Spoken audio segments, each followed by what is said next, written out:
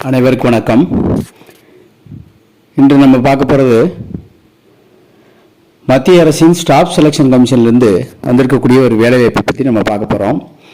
அதுக்கு முன்னாடி நம்ம சேனலுக்கு நீங்கள் புதியவராக இருந்தால் ஆசிரியமலை சேனலை சப்ஸ்கிரைப் பண்ணிக்கோங்க. அப்படின்னா தான் நாங்கள் போடக்கூடிய புதிய வேலைவாய்ப்பு செய்திகள் உங்களுக்கு நோட்டிஃபிகேஷனாக கிடைக்கும். இப்போ வீடியோக்குள்ளே போகலாம் வாங்க. இப்போ ஸ்டாஃப் செலெக்ஷன் கமிஷன், அதாவது சென்ட்ரல் கவர்மெண்ட்டு ஆட்கள் நியமனம் செய்யக்கூடிய ஒரு கமிஷன்லேருந்து வேலைவாய்ப்பு ஒன்று வந்திருக்கு. இந்த வேலைவாய்ப்பு என்ன போஸ்ட்டுனா கான்ஸ்டபிள் போஸ்ட்டு. அதாவது என்ன கேட்டகரினா சென்ட்ரல் கவர்மெண்ட் ஜாப்பில் ரெகுலர் போஸ்ட்டு. எத்தனை வேக்கன்சினா 39,481 வேக்கன்சி. அதாவது ஜாப் லொக்கேஷன் இது எங்கெங்கே இருக்குன்னா ஆல் ஓவர் இந்தியா. நோட்டிஃபிகேஷன் எந்த தேதியில் வந்ததுன்னா 5/9/2024 இருந்தது. லாஸ்ட் டேட் பார்த்தீங்கன்னா 14/10/2024. அதாவது இது அப்ளிகேஷன் போடுறது ஆன்லைன் மோடில் பண்ணணும். மேலும் அபிஷியல் வெப்சைட் ssc.gov.in, அதாவது ssc.gov.in. போஸ்டோட எண்ணிக்கை 39,481. எஜுகேஷன் குவாலிஃபிகேஷன் என்னன்னு பார்த்தீங்கன்னா 10th, அதாவது மெட்ரிகுலேஷன் SSLCன்னு சொல்லுவோம். ஏஜ் லிமிட் பாருங்கள் 18லேருந்து 23 வரைக்கும். அதாவது கான்ஸ்டபிள் போஸ்ட்டு ஜிடின்னு சொல்கிறாங்க. அதுக்கு எப்போனா 2/1/2002 2/1/2007 பிறந்திருக்கணும். இதுக்குள்ளே பிறந்திருக்கவங்க தான் இதுக்கு அப்ளிகேஷன் போட முடியும். அப்புறம் ஏஜ் ரிலாக்ஸேஷன் கொடுத்துருக்காங்க. மொத்தம் SC STக்கு 5 வருஷமும், அதர் பேக்வேர்டு கம்யூனிட்டிக்கு 3 வருஷமும், லேடிஸ் அண்டு மாற்றுத்திறனாளிகளுக்கு 3 வருஷமும் கொடுத்துருக்காங்க. சேலரி கொடுத்துருக்காங்க பாருங்கள். சேலரி சிப்பாய்க்கு 18,000லேருந்து 56,900 பெர் மந்த்துக்கு. அதே மற்ற போஸ்ட்டுகளுக்கு பார்த்தீங்கன்னா 21,700லேருந்து 69,100 வரைக்கும் கொடுத்துருக்காங்க. ஃபீஸ் எக்ஸாம் ஃபீஸ் கேட்டிங்கன்னா SC ST மாற்றுத்திறனாளிகள் மற்றும் பெண்களுக்கு ஃபீஸ் கிடையாது. அடுத்து மற்ற அதர் கேட்டகரிக்கு 100 ரூபா ஃபீஸ் கொடுத்துருக்காங்க. இது தவிர அடுத்து இப்போ பாருங்கள், ஒவ்வொன்றா பாருங்கள், கேட்டகரி வைஸாக நான் பிரித்து உங்களுக்கு காட்டுறேன் பாருங்கள். முக்கியமான டேட், இம்பார்ட்டன்ட் டேட் சொல்கிறேன். அதாவது 5/9/2024 அதுலேருந்து ஆரம்பித்து 14/10/2024 வரைக்கும் நீங்கள் அப்ளிகேஷன் போடலாம். அதே மாதிரி 14/10/2024 11 மணிக்குள்ளே அப்ளிகேஷன் க்ளோஸ் பண்ணியிருக்கணும். எல்லாமே ஆன்லைனால்.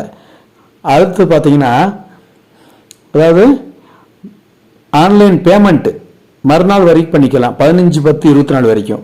அதுக்கடுத்தது பார்த்தீங்கன்னா அப்ளிகேஷன் ஃபார்மில் ஏதாவது கரெக்ஷன் இருந்துச்சுன்னா 5/11லேருந்து 7/11/2024 வரைக்கும் நீங்கள் கரெக்ஷன் பண்ணிக்கலாம். அதாவது எக்ஸாம் ஒரு உத்தேசமாக சொல்லியிருக்காங்க, ஜனவரியிலேருந்து பிப்ரவரி 2025 எக்ஸாம் நடக்கும்னு சொல்லியிருக்காங்க. அதுக்கடுத்து வேக்கன்சியில் பாருங்கள் என்னென்ன டீட்டெயில்ஸ்ன்னு சொல்லி, அதாவது சேலரி லெவல் கொடுத்துட்டாங்க. லெவல் சிப்பாய்க்கு பே லெவல் 1. அதே மாதிரி மற்ற அதர் போஸ்ட்டுக்கு பார்த்தீங்கன்னா பே லெவல் 3. பே லெவல் 1னா போஸ்ட் பாண்ட் 1 சொல்லுவாங்க. அது எப்படின்னு பார்த்தீங்கன்னா 18,000லேருந்து 56,900 வரைக்கும்.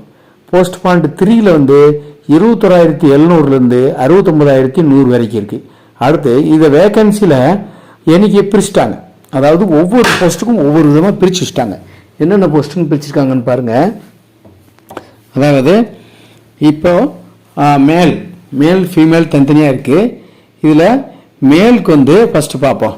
மேல் பிஎஸ்எஃப்பில் 13,306 போஸ்ட்டு, சிஐஎஸ்எஃப்பில் 6,430 போஸ்ட்டு, சிஆர்பிஎஃப்பில் 11,299 போஸ்ட்டு, அதே மாதிரி எஸ்எஸ்பியில் 819, ஐடிபிபியில் 2,564, ஏஆரில் 11,448, எஸ்எஸ்எஃப்ல 35, என்சிபியில் 11.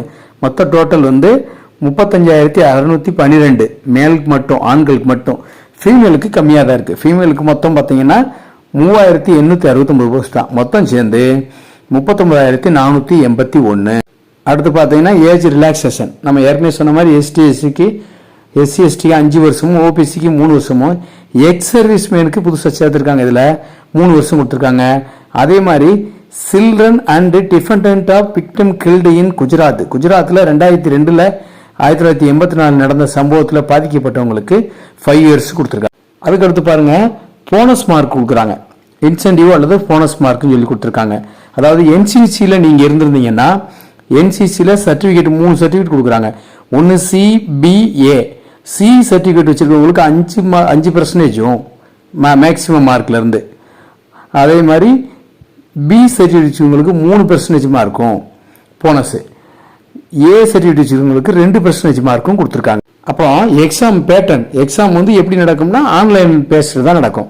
ஆன்லைனில் நீங்கள் கம்ப்யூட்டர் பேஸ்டாக தான் நீங்கள் எக்ஸாம் எழுதி, நம்ம டிஎன்பிசி முன்னாடி எழுதணும்ல இந்த வருஷம் இதுக்கு முன்னாடி, அதே மாதிரி மெத்தடில் தான் இப்போ கொடுத்துருக்காங்க. இதில் 4 பார்ட்டாக கொடுத்துருக்காங்க. Part A, part B, part C, part டின்னு சொல்லி. ஒவ்வொரு பார்ட்டுக்கும் 20 கொஸ்டின் இருக்கும். ஒவ்வொரு கொஸ்டினுக்கும் 2 மார்க்கு. மொத்தம் 80 கொஸ்டின். 82 120 கொஸ்டின், 120 மார்க் மொத்தம்.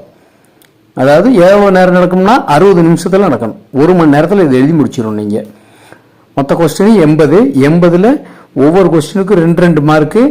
மொத்தம் எவ்வளோ டைம்னா 1 மணி நேரம். இப்போ 4 பார்ட் கொடுத்துருக்காங்க. அது என்னென்ன பார்ட்டுன்னு பாருங்க. பார்ட் ஏ வந்து ஜெனரல் இன்டெலிஜென்ஸ் அண்டு ரீசனிங். ரீசனிங்க்கு அது 20 கொஸ்டின். அடுத்து general knowledge and general awareness, அதுக்கு ஒரு 20 கொஸ்டின். அப்புறம் எலிமெண்ட்ரி மேத்தமெட்டிக்ஸ், அதுக்கு ஒரு 20 கொஸ்டின்.